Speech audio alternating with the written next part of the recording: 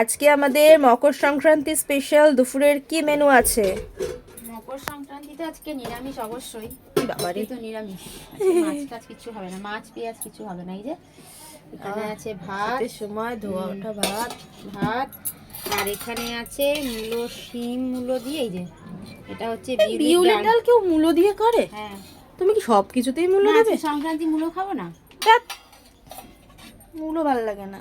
তুই না খাবি না শিম খাবি? ভালো। শিম ভালো, যেটা এটা একটু অল্প দিয়েছি।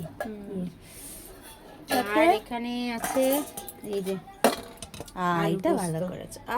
এটা আলু পোস্ত, বিউলির ডাল আর আলু পোস্ত। আলু পোস্ত। বাহ।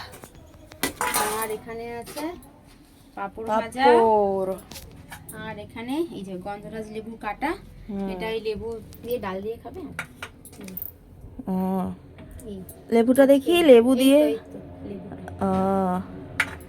এই হচ্ছে আজকে আমাদের সংক্রান্তি স্পেশাল। কিছু খাওয়া যাবে না আজকে, একদম পুরো নিরামিষ। সে ঠিক আছে, আলু পোস্ত করেছো, তাহলে ডালের মধ্যে মূলো।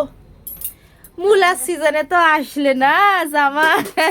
তা মূলো খাবে না? বিউলি ডালে তো এমনি সময় তো 12 মাসে এমনি খাওয়া হয়।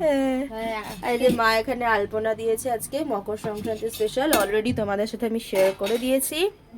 মা তাহলে আমাদের লাঞ্চ বক্সটা বেড়ে নাও, চলো টাটা। টাটা।